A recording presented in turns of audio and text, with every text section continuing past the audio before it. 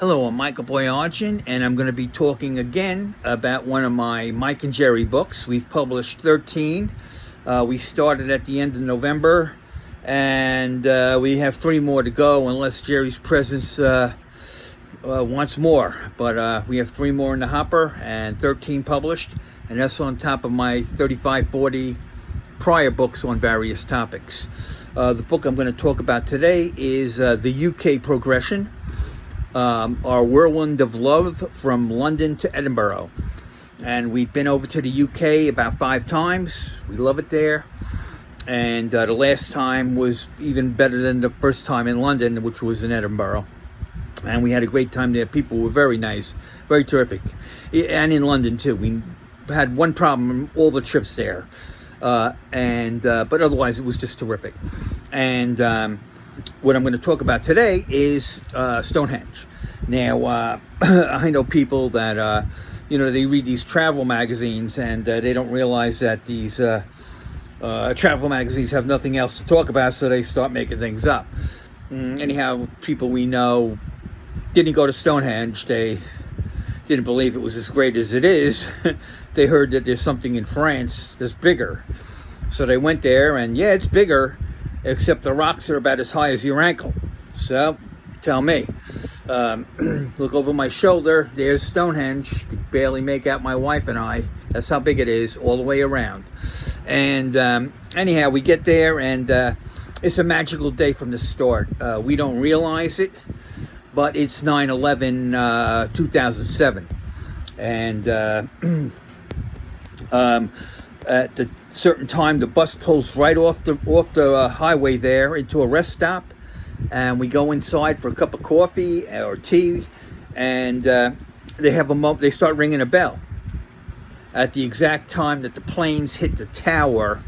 Our time transferred to their time in the morning, even though different time zones, but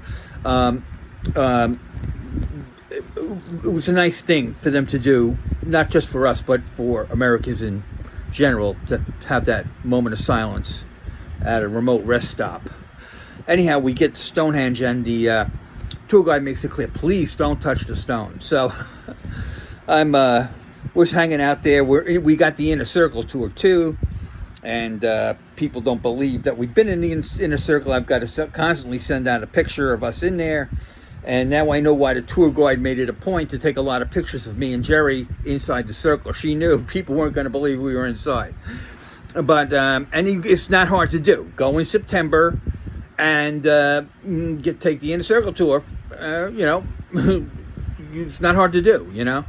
It's like Buckingham Palace. You want to get into Buckingham Palace? Well, you got to go in August and September, because that's when the royal family's up in Scotland at Balmoral, and that's when Buckingham Palace can be toured. But in any case, we're in the circle there, and it's incredible. There's like hundreds and hundreds of crows hanging out sideways on the some of the stones. And at one point, I look at Jerry, and she's looking up at the sky, and she's putting her arms behind her. And I'm like, oh my God, she's going to touch the stones. Sure enough, she leans back, and with the back of her palms, she touches the stones. And that was it. I thought we were going to get deported, but nope, it was good. She not only were in the circle, but she got to touch the stones, which is for her a big thing because of her spirituality in relation to those stones. But another time, she wanted to leave roses for, I may have told this one already, roses at the Acropolis for Athena. In mythology, that's one of Jerry's favorite goddesses, is Athena. And that's a big reason for her constantly reading the Odyssey by Homer, is Athena's in and out of that book, constantly helping Ulysses or Odysseus. So I contact the Acropolis people, and I say, tell them like to leave roses there, and they have a meltdown. This is an active archaeological site. There will be no roses here. Okay, I mean, no problem. All right, no need to have a meltdown. We're on board with that. We got the idea actually from the Roman Forum.